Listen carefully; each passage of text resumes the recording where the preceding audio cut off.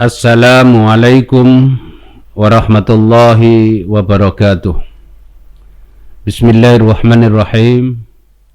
Alhamdulillahil wahidil qahhar, al-azizil ghaffar, mukawwiril laili 'alan nahar, tabsiratan liulil qulubi wal absar. Allahumma salli wa sallim ala sayyidina wa maulana Muhammad wa ala alihi wa ashabihi ulil kiram. Al-mukarramun wal mukhtaramun, para alim ulama, masyayikh, para kiai, para pimpinan pondok pesantren yang kami muliakan, segenap sahabat-sahabat pengurus Nahdlatul Ulama yang saya banggakan. Alhamdulillah wa syukrulillah, kita dalam kesempatan yang baik ini, kita dalam keadaan sehat wal afiah, dalam bimbingan Allah Subhanahu wa Ta'ala, dan mudah-mudahan senantiasa memperoleh bimbingan dan lindungan sehingga kita bisa memperoleh posisi yang terbaik, baik dalam pandangan kemanusiaan maupun pandangan keilahian. Hamba yang terbaik, perspektif Islam, ada beberapa istilah yang dipakai. Ada khairul bariyah, sebaik-baik makhluk Allah. Ada khairul ummah, ada khairun nas, dan ada juga khairukum.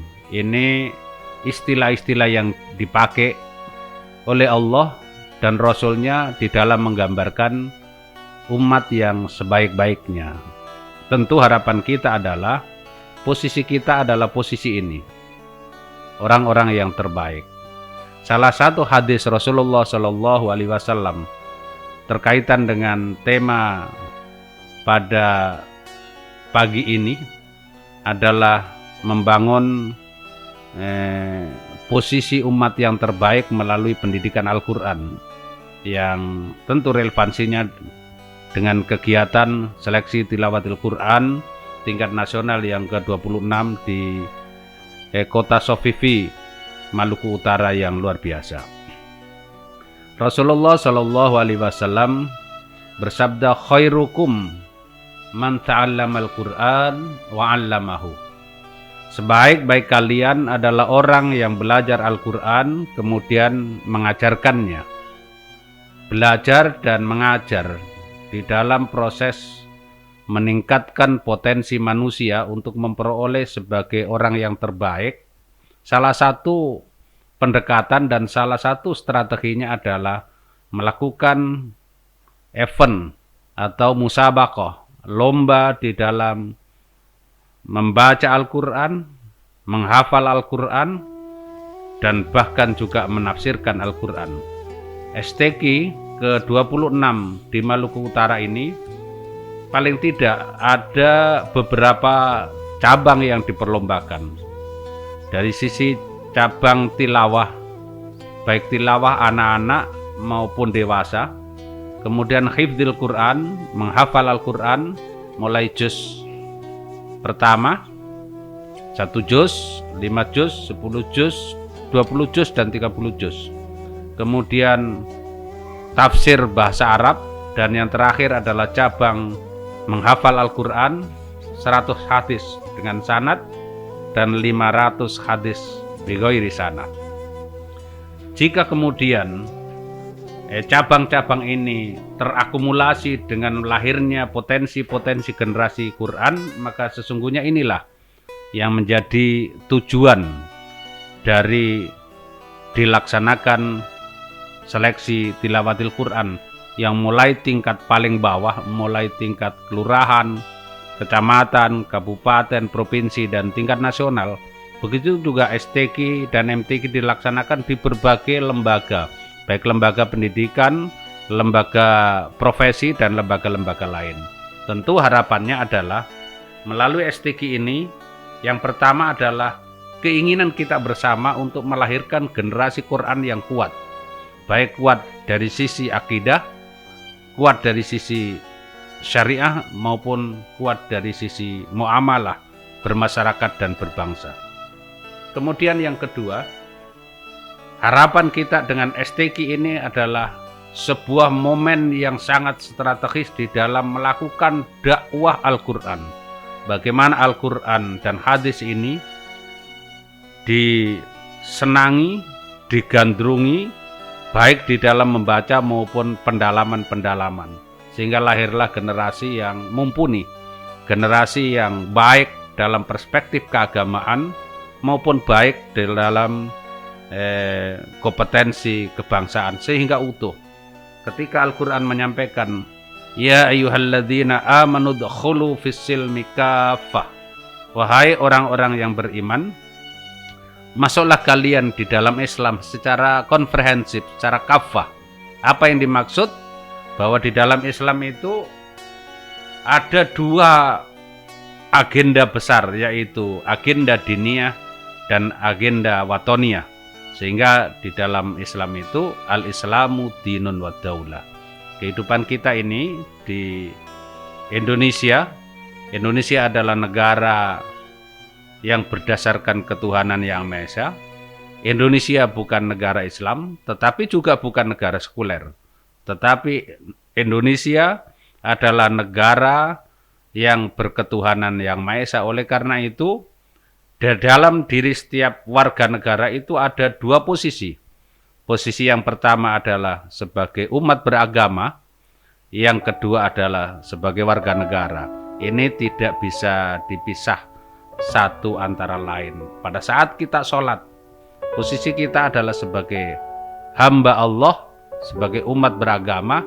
Tetapi ketika kita berhadapan dengan kehidupan berbangsa dan bernegara, maka posisi kita adalah sebagai warga negara.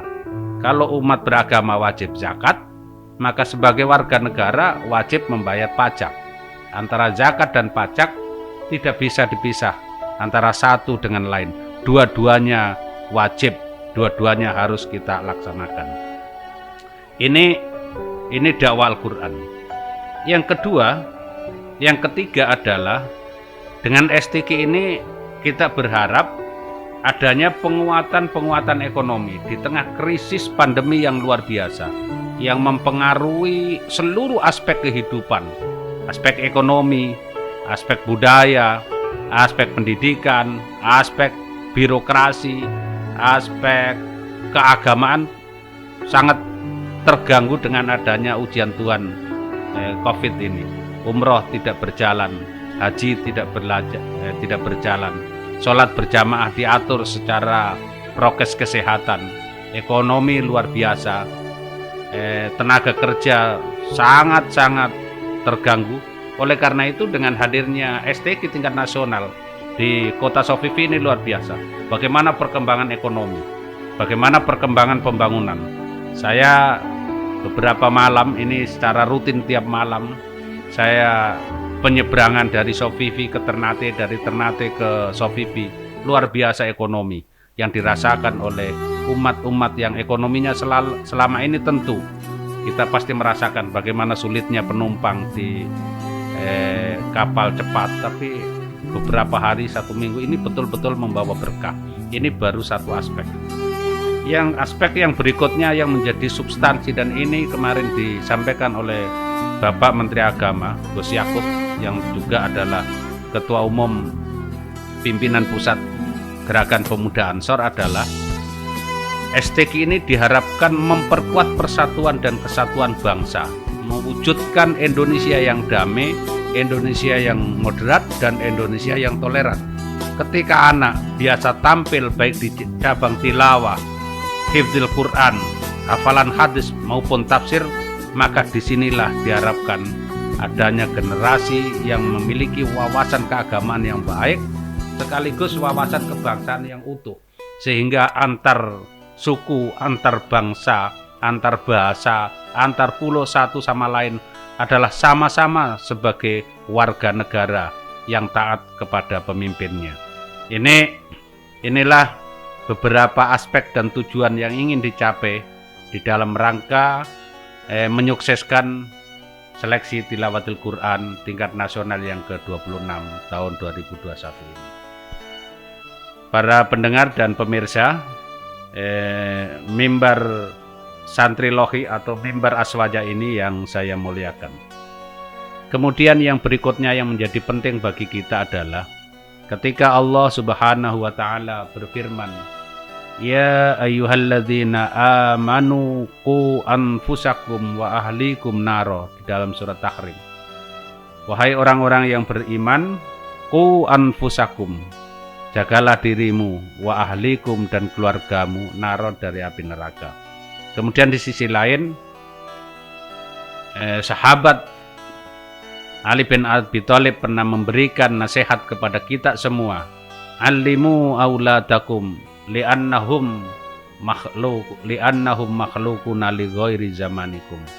Didiklah anak-anak kalian karena anak-anak kalian dilahirkan dalam situasi dan zaman serta tuntutan yang berbeda dengan zaman kalian. Hari ini kita dipertontonkan, hari ini kita ditunjukkan, hari ini kita didengarkan bagaimana event STQ nasional di Maluku Utara ini luar biasa. Mulai pagi sampai malam ada tilawah yang begitu syahdu, memenuhi standar tajwid, memenuhi standar ilmu-ilmu dasar lainnya. Kemudian hifdzil Quran mulai 1 juz, 5 juz, 10 juz, 20 juz sampai 30 juz, bahkan hafalan hadis yang luar biasa. Disinilah akan lahir mufassir-mufassir sekaligus muhaddis-muhaddis yang hebat. Dari sini kita yakin taraktu fikum amroini lan tadillu abada. Ditinggalkan dua hal yang apabila dipegang maka manusia itu tidak akan tersesat dari jalannya, yaitu Al-Quran hadis. STQ hari ini memperlombakan dua peninggalan wasiat utama, warisan utama Rasulullah, yaitu Al-Quran dan hadis. Bagi kita yang berada dalam garis terdepan Nahdlatul Ulama, yang berada dalam garis terdepan Gerakan Pemuda Ansor, di dalam Nahdlatul Ulama ada tradisi-tradisi kearifan lokal yang luar biasa. Maluku Utara memiliki kearifan lokal yang turun-temurun dari perintis muassis Nahdlatul Ulama di sini, kemudian para sultan dan para ulama dan santri-santri hari ini. Saya ketika subuh mendengar begitu sebelum adzan, ada tradisi-tradisi keagamaan yang luar biasa. Ada Asmaul Husna terbaca dengan baik. Ada zikir, wirid-wirid baik sebelum maupun sesudah sholat. Ini adalah kearifan lokal dan tradisi keagamaan yang luar biasa manfaatnya.